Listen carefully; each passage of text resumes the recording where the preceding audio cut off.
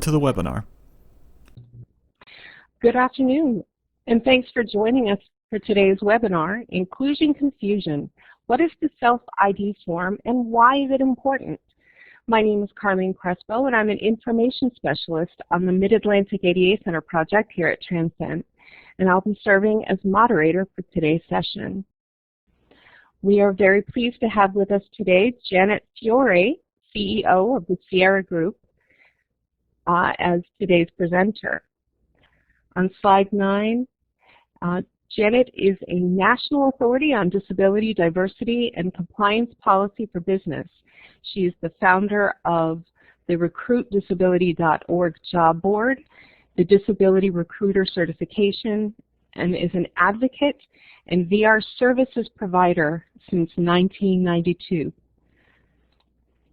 On slide 10, just a few highlights about Janet.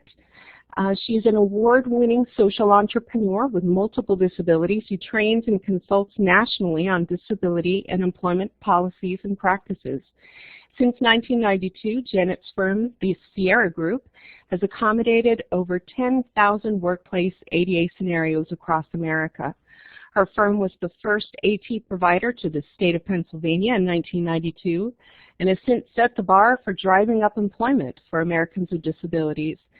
Janet also serves individuals with disabilities via the RecruitDisability.com National Job Board and the Philadelphia-based Sierra Group Academy. And now I am pleased to pass the microphone over to today's presenter. Thank you, Carlene. Thank you, Caleb, Maynard, and the entire team at the Mid-Atlantic ADA Center. I'm really happy that you all chose to deliver this topic to our audience. I'm also really excited to welcome all the audience members that tuned in. We have representatives from Human Resources, Talent Acquisition, and Compliance, as well as friends of mine and colleagues across the country who are professionals in the field of vocational rehabilitation. We also have individuals with disabilities, and this is all advantageous because today's talk covers the perspective of self-ID for all three of these categories. I'm also pleased that I'm trilingual for you today. I cover all three of these categories too. Since we're talking self-disclosure, I want to ask the audience a quick question. You don't need to chat in your answer, but just for yourself, raise your hand if you're sitting at home wearing your bedroom slippers. Because I know here in Philadelphia, we are still on stay-at-home orders. So I'm still wearing my bedroom slippers and, you know, a nice outfit that I put on from the shoulders up. Typically, when I present like this, my Sierra Group team would be with me. However, today, the only one joining me is my little dog, Tim. He sometimes has something to add. I've asked him to keep his questions till the end today, but if you hear another voice that doesn't sound like mine, that would be Timmy. All right. Next slide is slide number 11, and we're going to talk a little bit about the learning objectives. But first, a little bit of background on the topic. In 2013, Patricia Hsu, director of the OFCCP at the time, invited me and a whole bunch of other people to attend a listening tour stop here in Philadelphia at the Marriott. She was talking about OFCCP's plans to launch the 7% disability hiring rule. I was literally jumping for joy. I couldn't believe that something was being done that would literally motivate a movement for people with disabilities to be recruited in greater numbers. I left there and went home so excited. I started reading everything I could about the Office of Federal Contract Compliance and learning how businesses that sell goods or services $50,000 a year or more to the federal government were going to be covered by this 7% hiring goal. What could go wrong with a proactive call like this? It can only be a good thing, right? Well, how are we going to track it? Are we allowed to ask? How will we know if a person has a disability? Will people ever tell us if they're disabled? Do I have to say I'm disabled? What are they going to think if I disclose my disability? Is this a setup for discrimination? Questions like this came up, and inclusion confusion regarding the self-ID form was born. More and more workers with disabilities were being asked the question, are you disabled? Business was saying, this doesn't feel right. Why should we ask this?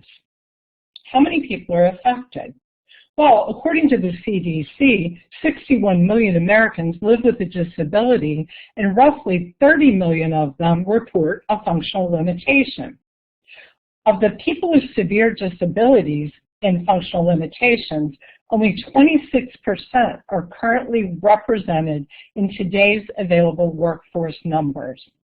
These statistics could easily shift higher given technology advancements and movements of all sorts around the topic of workplace inclusion. Yet, movement seems to be lagging. More and more people could be at work as well that have a disability which is non-apparent, but maybe they're just not choosing to say so. Why?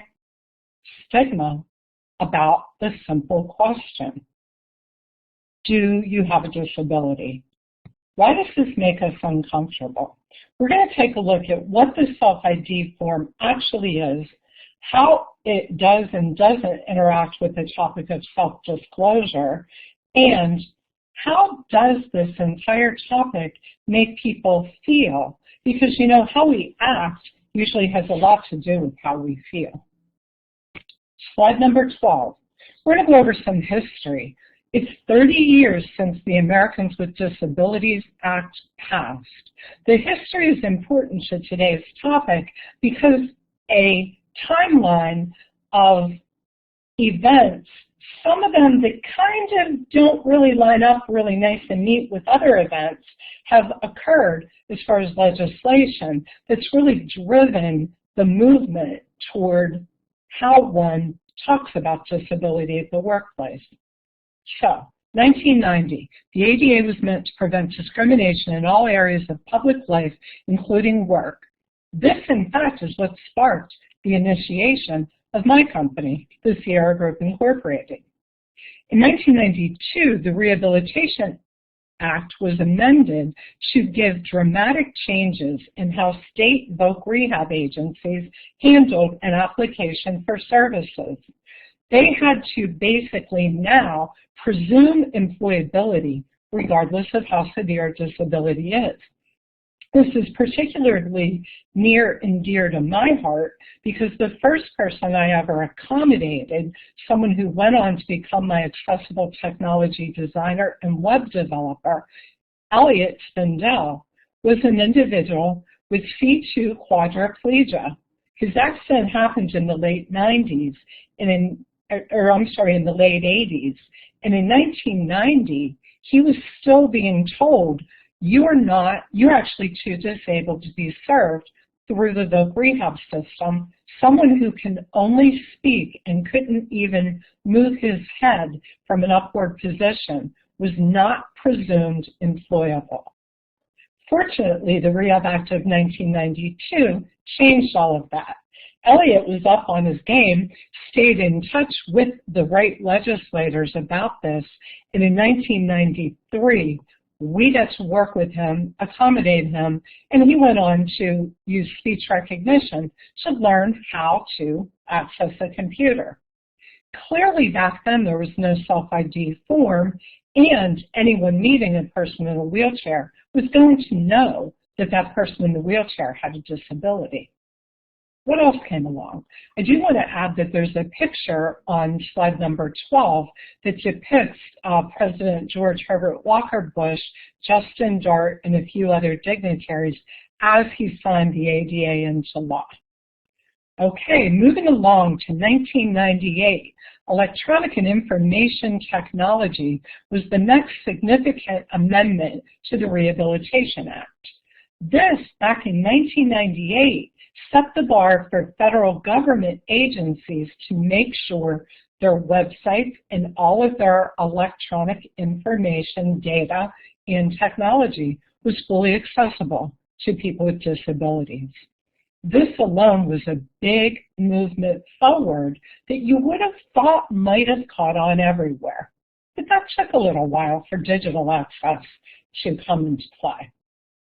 Next up, we have the Americans with Disabilities Act Amendments Act of 2008. This act had a lot of significant, what I'll call, improvements to make it more true to its original intent to entice more people with disabilities into the workplace in particular. Prior to the ADA Amendments Act, the tendency was for cases brought by an individual claiming discrimination under the ADA in the area of employment to be thrown out of court before they were even heard for failure to meet the simple definition of disability. I was talking with a big group of employers at a Ohio BLN training when this act was signed into law. There was a round of applause by the HR folks in attendance, feeling a sigh of relief that suddenly there was guidance given to what does constitute a covered disability. You don't need to ask about disability before the job offer. In fact, you shouldn't, was the message of all the ADA training that I ever attended from 1990 through the Act in 1998 and for years after. Whether you were a business professional or a voc rehab professional or a job coach, you taught individuals with disabilities, don't bring it up unless you have to. And you taught your HR and recruitment talent acquisition team, don't be asking about disability until after the job offer is made, and only then if you need to. It was kind of preaching a message of don't ask, don't you think? Well, in 2013, along came the OFCCP rule, and along with this rule became the need for businesses who are government contractors to keep track of everyone with a disability that applied for them, for the job. They also had to keep track of who got hired, and every year they have to report those results on a federal government form. Well, how in the world can you track and report what you don't ask? The big obstacle and the need for a form, the self-ID form that we're going to look closer at throughout today's session, was born. How in the world could you have a form that says, when you're applying for a job, check here if you're disabled, given everything that we had learned about kind of what you weren't supposed to do under the ADA? Well, don't worry, that's where some of the confusion came up, and we're going to talk about this for a whole hour. By the end, I think you're going to understand. 2018 and 2019, some other things made headlines that are really exciting to me and exciting to the whole bring to work people with disabilities movement. And that's the fact that digital access started to make headlines. In fact, you might remember the Domino's case went all the way to the Supreme Court when a telephone app to track where your pizza is was not accessible to people that use screen readers. Accessibility of information technology, websites, and so forth is necessary in order for people with disabilities to ever get to the part of checking the form. First, people with disabilities have to be able to find your job application opportunity online, fill it out, and get themselves into the process. These are other areas that the OFCCP does a great job of tracking. One more thing on the topic of digital accessibility. Does anyone know what May 21st is? Carlene, do you know what special day is being marked today? I only found out about it myself recently.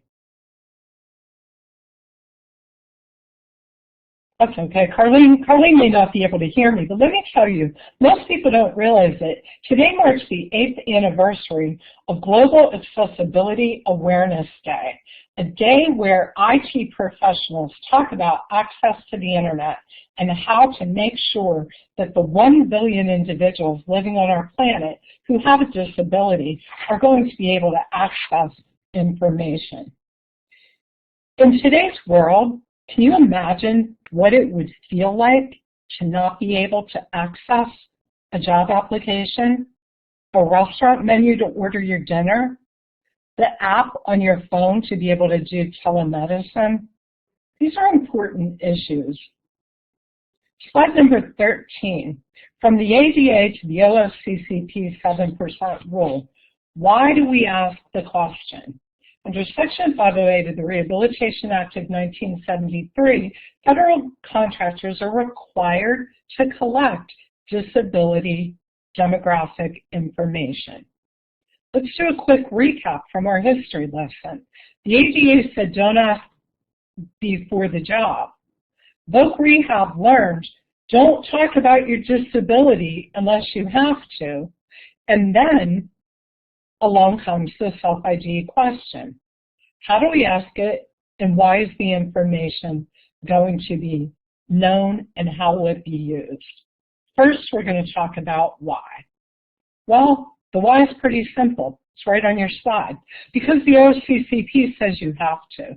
Companies who are covered, contractors, are required to track and report on job applicants with disabilities, who gets hired, and then the lifetime of the career of those people. Despite the fact this is a government rule and a requirement, I did a recent polling question of a lot of people that follow Sierra Group on social media, people that participate in our Disability Recruiter Certification program, and others that we know. And we said, what do you think about when you hear the topic, self-identification of disability? A lot of people had an opinion. You really shouldn't ask that. What does it matter? Why would you need to know? Even, I don't think you're supposed to ask.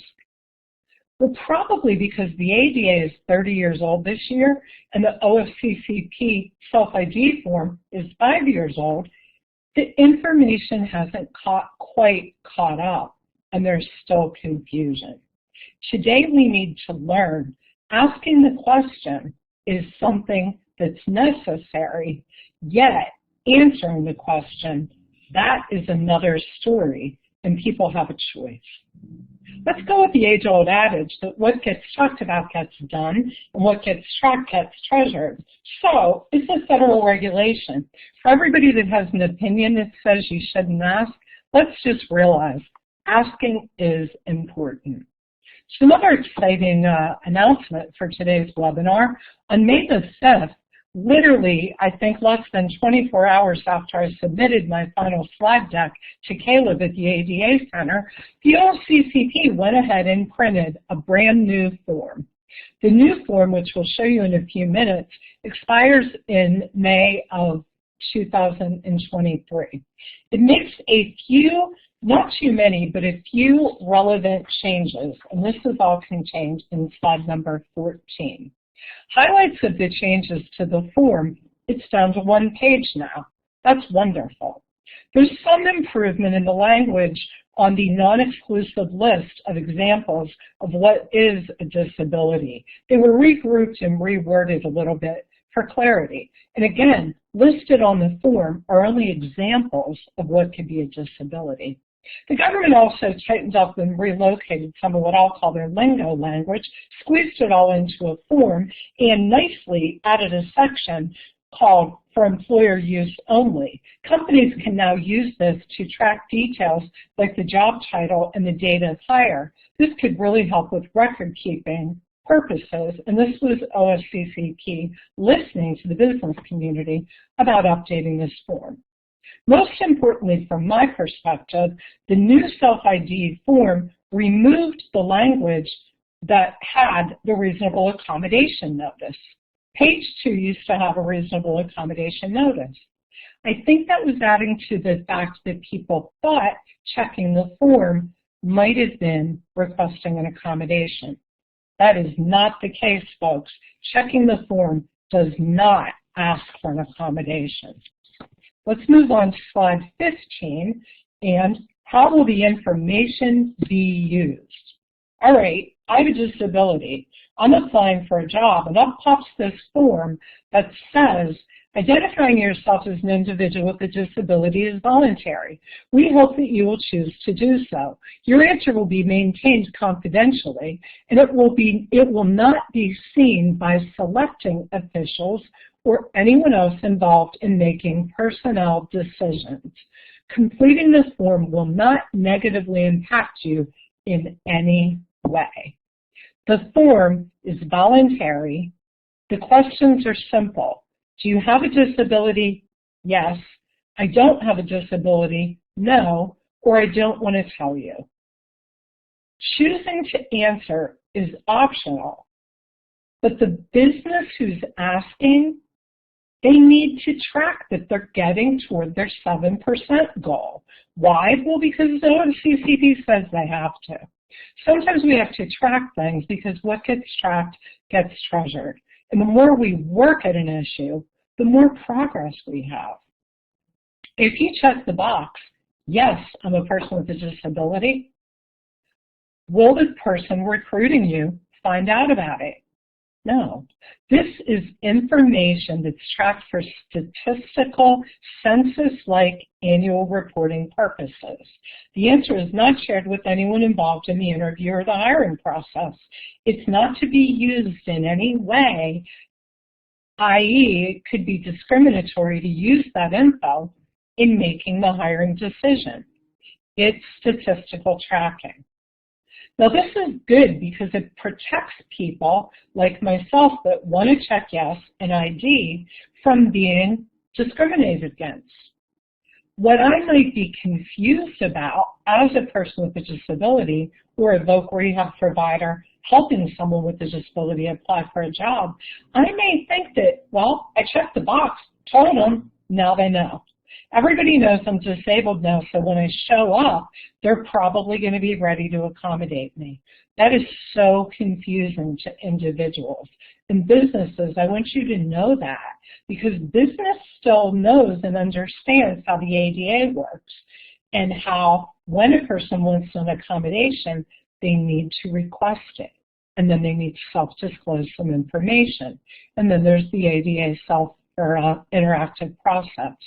Confusion comes up when a person checks a box thinking the information will be shared. But VR friends, rest assured, you can tell people, go ahead and check the box. The person that interviews you is not going to see it. This is helping our business customer know that their proactive recruiting efforts for this diversity group are working. We want help, right? All right, moving along to slide number 16. Ethical considerations. Of course, we want to talk about ethics, and for those of us that are in the vocational rehab profession, getting our continuing education ethics credits from the ADA Center today for participating is a really important thing to be able to do. What kind of ethical considerations are going to come up when you're a job coach working with a person with a disability and you want to warn them / tell them it's okay, you're going to come up with a box that says voluntary self-identification of disability. Even though I've told you not to focus on your disability, focus on your skills, focus on your interests, focus on your work history, go ahead and check the box. Am I the only one noticing another point of inclusion confusion? We have to be super clear in how this actually works and what the information is used for so that we're carefully encouraging people to check the box without fear of discrimination or losing the confidentiality. Business folks, as well as VR professionals, need to and want to respect a person's confidentiality, whether they're a client of the VR system or an applicant or a new hire at your company. Voc rehab professionals want to make sure that they serve their dual role, and that dual role is to help business maintain sound practices and help business recruit and hire people that happen to have disabilities. Let's remember for a minute here, we're all humans, we're not machines. We read the regulations, we think about them, we're committed to this cause or we wouldn't be on the phone together today. However, we have feelings and we have opinions. And if your feeling is a voc rehab professional, I don't feel safe saying that that person, my client with a disability, should go ahead and check the box. What if they get discriminated against? Are you acting out of information about what really happens when someone checks the self-ID box? Or are you acting out of fear? And after all, fear is a feeling. We have an obligation to learn more and understand. And might I say, because we serve the needs of business and customers with disabilities, I think we have an obligation to not bias a person with a disability against trusting that a company will follow the law. It's an interesting topic. Slide number 17. We're on slide number 17, which actually is, ta-da, the Voluntary Self-Identification of Disability form, the brand new one that expires on May 31st, 2023. The form, again, is out there now. You can start using it. I believe it has to be in use by sometime in August. That information will be available for sure on the OFCCP website. So, as we're looking at this actual form, and for those of you that would like a copy, you can download it from your presentation now or email me after the fact. I'm happy to share a direct link to the slideshow and the actual self-identification form. The recording from today will be on the ADA Mid-Atlantic ADA Center's website. So while we're looking at this form, in Maynard, you can kind of scroll down to the part that says, how do you know if you have a disability? That would be great if the audience could see that. I want to tell you a quick story about how this topic is being looked at by the younger generation. A dear friend of mine, Carolyn, is a high school guidance counselor down south. Carolyn has her master's in special education and a master's in counseling. Or I'm sorry, she's a licensed professional counselor with a master's in social work. Carolyn helps high school kids with disabilities and kids without disabilities think about their future, think about their career. When I told her that we were doing this topic today about self-ID, she got excited and started sharing it with some of her friends in special ed and guidance counseling. She said, I teach these kids every day. If you have a disability, be loud, be proud, talk about it, say who you are. Bring your whole self to school. Bring your whole self to work. Go ahead and feel confident enough that once you get the job, say, if I had a disability to help me see the screen better, I could perform my job. A person has to learn. Say who they are. Don't be embarrassed of who you are. And then go ahead and ask for what you need. It's really kind of important. Nina, let's go ahead and advance to slide 18 now. The confusion about asking the self-ID question as it relates to, or might I dare even say conflicts with, the guidance we were all sort of used to following from 1990 forward about the ADA. Well, we have here on the screen, and again, you can download it for yourself, a letter dated August 8, 2013, from the U.S. Equal Employment Opportunity Commission to Patricia Hsu, Director at the Office of Federal Contract Compliance Programs. This letter addressed the sticky wicket of inclusion confusion where am I allowed to ask people prior to the offer if they have a disability, and are only contractors allowed to use the new self-ID form, was brought from one agency to the next. Let me read you a quick excerpt of the guidance.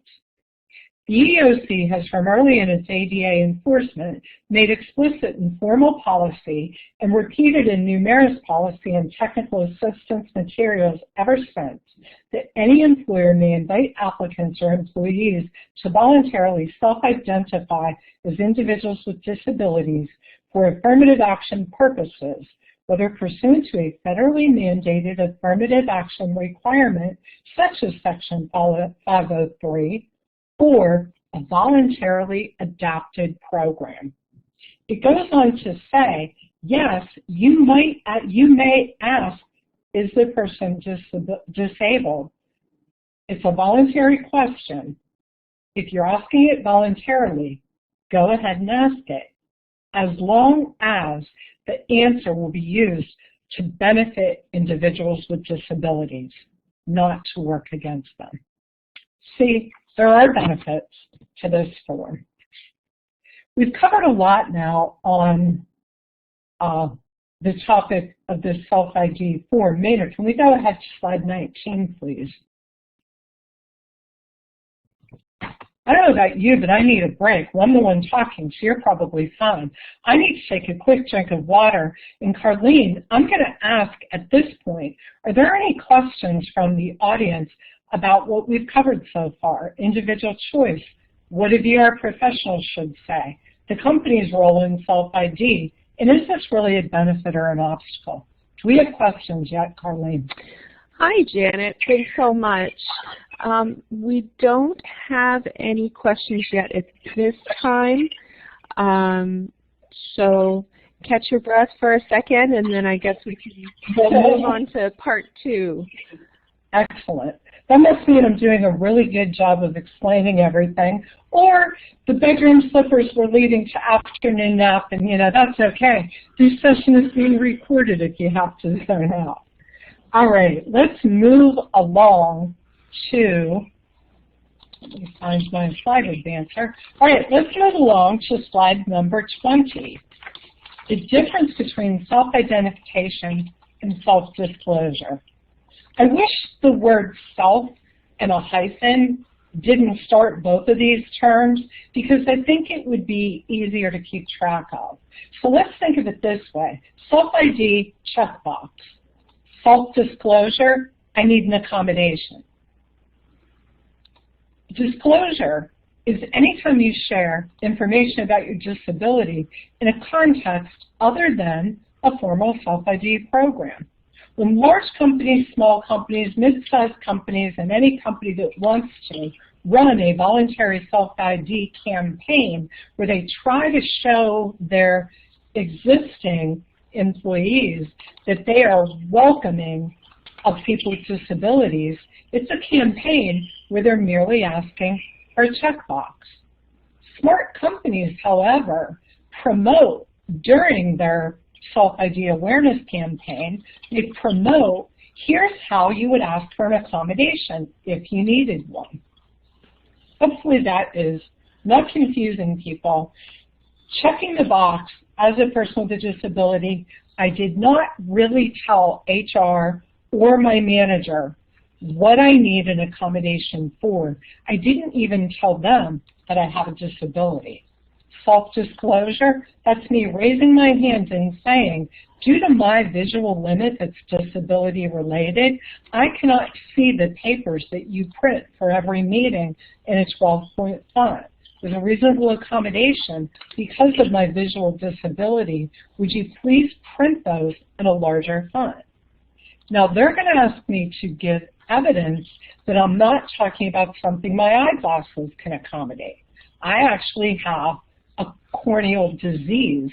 That means straining my eyes to read late print or small print will cause me to have pain and a terrible flare-up of my disability. Therefore, I disclose that like I just did with you now. I explain it. I'm ready to bring a note from my doctor should that be the procedure and the policy. And now we're in the topic of self-disclosure. Here's what's not different between self-ID and self-disclosure. What's not different is how you feel about it.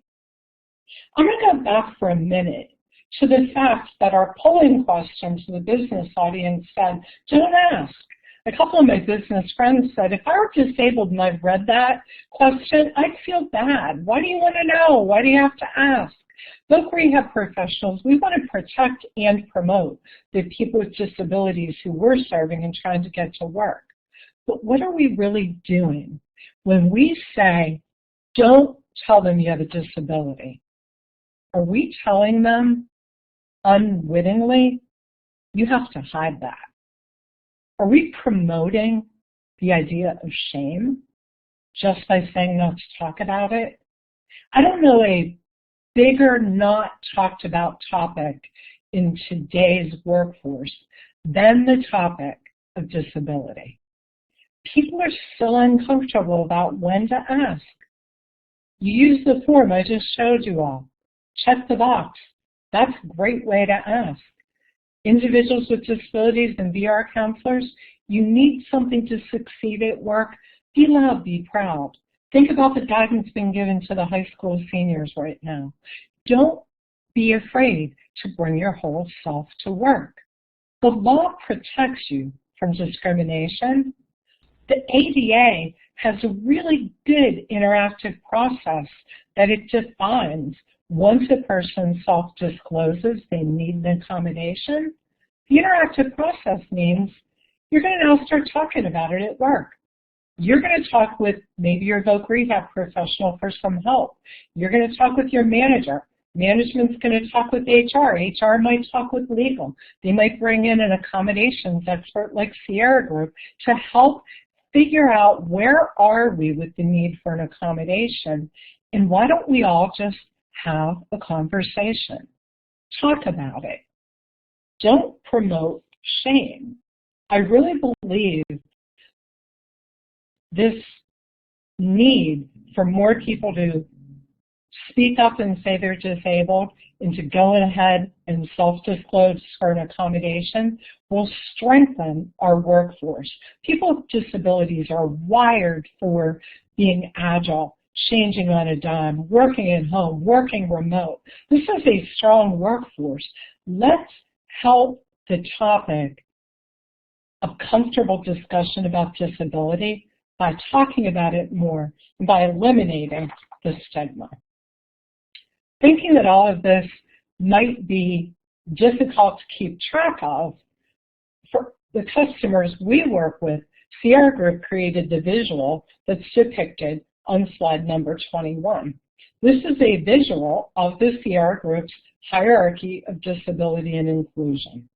First off, you want to recognize that it's necessary and okay to present the self-ID of disability form if you're a government contractor, and according to that letter from EEOC to OFCCP, you can ask that voluntary form be used even if you're not a government contractor, as long as the answer is not mandatory and as long as you're not using it against a person. You're using it for benefit. So first you want to recognize it's okay to ask. It's okay to talk about it. Then in the second pillar, you want to learn. You want to hear stories. You want to know that what gets tracked gets treasured and what gets talked about gets acted on. The minute you tell someone a problem, and I'm not saying disability is a problem, I'm talking in general, if you tell a friend your deep, dark problem, you suddenly breathe a sigh of relief, you feel better, you've shared. The same thing if you have a disability and you're nervous to share. As soon as you have learned to share it, and in business you've learned to make it comfortable to have that discussion, you're motivating a movement. You are going to start implementing acts of inclusion, and those inclusive actions are when self-disclosure comes up and an ADA accommodation can actually be made. Accommodations don't have to cost a lot of money. They're usually workarounds for productivity. They often drive additional productivity for coworkers that don't have disabilities, and therefore our final pillar of inclusion, you're going to motivate a movement. You're going to reverse stigma, fear, and shame, and you're going to help people recognize, learn, implement, and motivate more disclosure in the workplace. So this takes us to slide number 22. Why track it? Well, if you're not tracking what's going on, then maybe you don't have a good process in place to include workers with disabilities in your diversity and inclusion movement. And yes, folks, believe it or not, a study in 2015 from PricewaterhouseCoopers found in talking with CEOs about their diversity and inclusion initiatives, only 7% of the companies surveyed had a program in their D&I initiative that was the other D, the disability part of disability and inclusion. We need to talk about it. We need to take the action. Let's stop hiding behind uncertainty. And uncertainty never leads to action. Thank you all again for being here today to get more comfortable with how all of this works. It's not that hard, and you can always call the ADA Center or call Sierra Group. We're here to help you debunk these mysteries and make it easy for people to talk about. 23% of people with disabilities never go online. That's not a myth. That's an unfortunate statistic. Part of that is not everything you need to access online is digitally accessible. And unfortunately, the prevalence of poverty, see a correlation with unemployment and disability, is higher in people with disabilities. They may not have internet or computers at home. In fact, it's so infrequent for people to understand digital accessibility, a key component to letting people with disabilities come to the workforce. It's so unknown. Even in today's world where we're all online all day, every day, one device or the other, I've got two phones in front of me, a computer, and I'm talking to, 700 of you folks remotely. What if this technology wasn't accessible for my disability? Well, I wouldn't be on the webinar. But websites are built every day without this consideration. In fact, in 2019, when I think we had about 20 people anxious to get their name on the ballot to run for president, none of them had an accessible website. People just aren't thinking about it. We have to talk about it. We have to make it a good conversation. We have to debunk the stigma, turn it into, hey, when you build that application, realize people with disabilities have to see it too. There's some easy ways to accommodate this. Remember, back in, I think it was 1998, the federal government started looking at accessibility of E&IT. Let's get moving on accessibility for everyone. And as we do, I'm moving on to slide number 23, where we talk again about the dual roles and the ethical considerations. We want to circle back here for a minute and think about, what are you going to say? Voc Rehab, half of you on the line are professionals that get people with disabilities a job. The other half of you are in HR or recruitment, and you're saying, boy, we want to hire more people. We drank the Kool-Aid. We know it's a good thing, Janet, but we also need them to check the box because we want to track. We want to show to the world and to our CFO and our CEO that we are bringing in inclusion. Yet, how do we bring up the topic with our people with disabilities? I'd love to hear from anyone when we get to our Q&A in a minute, anyone in the Voc Rehab community, about how you're feeling about your ethical role when you're helping people with disabilities and helping the business reach their diversity and inclusion goals. If we're saying, don't say you're disabled before you get the job, because it just might work against you, and why take the chance? Well, business people How would it make you feel if I knock on your door and say I'm your partner, and then behind your back, I'm telling my applicants who have a non-apparent disability, no need to mention it. You don't have to say anything until you need the accommodation. If I'm a business owner and I know you told people not to check the box, I'd probably feel kind of bad. And if you're not feeling happy about something, I'd also probably start wondering, why didn't they tell them to disclose? Our words do matter, folks. What we say and how we say it are really, really important. Depicted now in slide number 24 are 4 individual pictures of people with disabilities at the Sierra Group Academy in Philadelphia. People with visible disabilities as well as non-apparent disabilities are coming together with accommodations. The first picture is a group of people waving to the audience. They're happy that everyone's here to learn today that our words matter. And the words we choose to explain the difference between self-ID, how the information is tracked, how your confidential nature of disclosing is kept confidential from others, even in the accommodation practice. These are important points. Because what you say matters, and because I'm doing a little shout out to my friends at Sierra Group right now, I also want to give a special shout out to our online team who just today notified me our new course, Disability Etiquette for Everyone, is now live. It matters what we say. It matters that our physical site is accessible.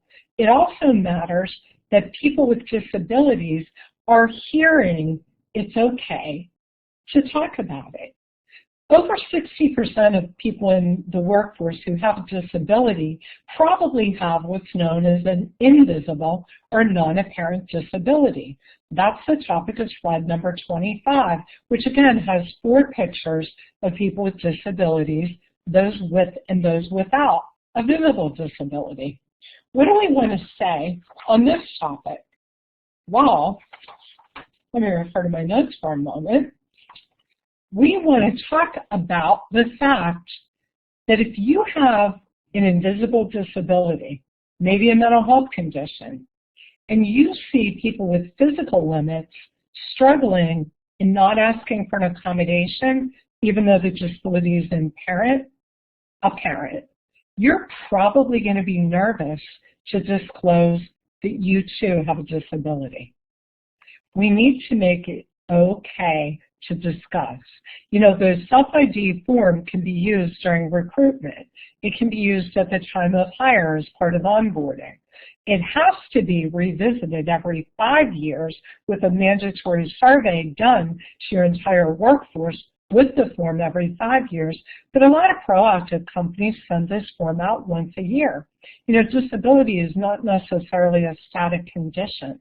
A person can acquire a disability, and they too would like to have the opportunity to check yes on the box when that occurs. Back to feelings, because again, our thoughts lead to our feelings, and our feelings lead to our actions. So our friends at EARN did a survey on slide number 26. There's a chart depicted, and this slide says, how do people with disabilities feel when they're asked to self-ID? Now, I added people with disabilities and their VR service providers because pretty much in my line of work, I'm trilingual. I have a disability, I am a service provider, and I run a business and consult with businesses. So I kind of hear all aspects of this. But for a moment, let's focus just on the person with a disability.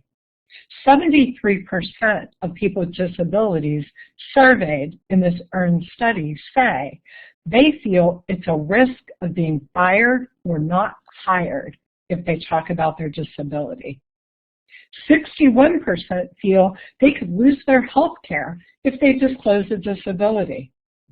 Totally not a true statistic or a true fact, but our thoughts lead to our feelings that lead to our actions. Let's help get the information out there. 60% of people fear that their supervisor will not be supportive if they tell them they need an accommodation. All day, every day, we're in the field accommodating workers with disabilities at businesses across the country. It is the very rare exclusion when a supervisor doesn't want to see that happen. And there are rare exclusions of negativity between people at work that happen every day that have nothing to do with disability or disclosure. Most supervisors that understand productivity gets the job done are going to love it when the disability accommodation is firmly in place. They keep a qualified worker and the job is getting done. 30% of the people with disabilities surveyed say they think this is almost 30%, 27.9, say they feel this is an issue of privacy. Moving on to slide number 27, what can be done to make everyone more knowledgeable and more comfortable? Well, we've pretty much talked about debunking the myths, explaining the difference between ID and disclosure, enhance your recruitment efforts to target more people, and by all means, create an atmosphere that's physically and digitally accessible to everyone. On slide number 28, in the keeping in the topic of self-disclosure, I want to talk about why I'm personally driven to persist in this regard. Pictured on the left is Elliot Spindell, our late webmaster who I spoke of. Elliot used Dragon Naturally Speaking to control the computer and do all of our online technology. 2 monitors, speech recognition, and a sip and puff straw to drive his wheelchair. Clearly someone who's visibly disabled. 15 years ago today, or 15 years ago, October, is a picture of me seated in a wheelchair, bald, unable to walk because the effects of chemotherapy that saved my life killed the bones in my hips. I was seen as a person with a disability, and by the way, often mistaken for biracial at this point in time, and treated very, very differently than how I'm treated today as a person who has not 1 or 2, but 4 non-visible disabilities. My vision, my post-traumatic stress disorder, loss of the feeling in my fingers, and what the heck? Oh, my memory. It's kind of funny. I forgot about the memory limits that I have from chemotherapy. All of this makes me continue to want to get the word out. It's okay to have a disability. I'm not afraid to be loud and be proud. Disability can be apparent or non-apparent. Slide 29 shows a gentleman with no arms and no legs driving his power wheelchair down the hallway at his place of employment. Physical, sensory, cognitive, intellectual, mental illness, and chronic disease. Check the box if you have a disability. Carlene, do we have any questions at this point in time? We're now on slide number 30. So I guess I didn't wait long enough because we did get a number of questions not too long after you asked. Okay, we'll go sure. right ahead.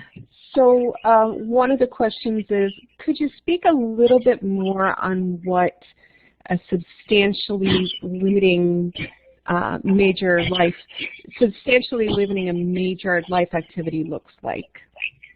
Yes, in fact, if you go to the sierragroup.com website and click on the article on the ADA Amendments Act, I go into great detail on exactly that topic. Basically, under the ADA, and I don't have my definition in front of me, but under the ADA, you have to have a disability that limits a major life activity like seeing, hearing, reading, breathing, walking, talking, memory. Those are some major life activities that I can remember off the top of my head. And then if you have a limit to a major bodily function, like the endocrine system, your immune system, your ability to walk, those limits combined, the major life activity combined with the major bodily function is what makes you a covered person under the Americans with Disabilities Act. We have another question. Great, we do. One of the other questions is, what ideas or strategies do you have for increasing the response rate for self-disclosure? You know, there can be issues with getting a low response rate to that self-ID survey. There is a low response rate, and that's part of why we're doing this webinar today. Talk about it, talk about it, talk about it, talk about it. Get the message out there. We're talking about it today with VR professionals together with business professionals so that we know business needs you to check the box. Voc Rehab, you need to be able to clearly explain and help a customer with a disability make the choice. I'm going to say it. Make the right choice. Check the box. You don't have to hide it. That's one of the biggest things. Putting out information at your company, we are proud to be working on a self-ID campaign. We want to reach the 7% aspirational goal of workers with disabilities in our workforce. Here are some examples of CEOs and people in every job category who work here, who have a disability, who checked the box, they disclosed, they're accommodated, and we're happy to help you too. Honestly, getting rid of the you shouldn't talk about it and replacing it with, of course we're going to be open about it. I bring my whole self to work. That's the atmosphere of inclusion. We almost are at conclusion. Carlene, do we have time for one more question? I think we do. Thanks so much, Janet. How can applicants tell the difference between the self-ID question and a question that's asking for the purposes of affirmative action? And are these intended to be kept separate from each other? The self-ID form itself is utilized, it's created as part of the affirmative action initiative. Self-ID, and the reason the form is created in response to the 7% rule was so that companies could affirmatively track how many workers with disabilities were applying for their job and how many were being hired. So in fact, they're kind of one and the same. The affirmative action is done on the box checking and the tracking. That's not what's happening really when you disclose, hey, I need bigger fonts and darker colored fonts if I'm going to be able to see well enough to do my job. Now the business can go back and look to see if they've counted me as a box checker, and they can keep track of people that now have disclosed disability that may not have checked the box. It all kind of rolls into the affirmative action category. I think we should move right along to my next slide, which is, remember, every type of disability that you could possibly have is different. Disabilities are individual, and your words matter. Here's a chart of the work-related impairment flower. We turned it into a flower because, again, easy to refer to tools that you all now have help you know what you're doing when you're at the self-ID or the self-disclosure phase. Which type of a disability is easier to accommodate and what type is easier to talk about are questions I get asked all the time. My answer is always the same. The one you have and the one you need to disclose, that's going to be the hardest thing to talk about at the moment. On that note, I want to thank you all for being here. I'm Janet Fiore. I appreciated the chance to be here. I wish you check the box, ask for what you need, and Carlene, I'll give it back to you and the folks at the Mid-Atlantic ADA Center to wrap up. Janet, thanks again so much for being with us today. That was great information, and I'm sorry for those of you who were not able to have their questions answered. Do keep in mind that you can email us or give us a call at the ADA Center with additional questions. For those of you who registered for a certificate of participation and/or continuing education credit, or if you'd like to register for a certificate or credit, refer to the webinar description for information about how to request the certificate and/or credit. And do remember that there are 10 regional ADA centers that provide guidance training and materials on the ADA. You can reach your nearest center by calling 1-800-949-4232 or by emailing www.adata.org. And again, we want to thank you so much for joining us. And again, if you have questions, feel free to give us a call. And again, the number is 1-800-949-4232. And again, thanks so much to Janet for being here today. Thanks so much for those of us who joined us. Have a great day.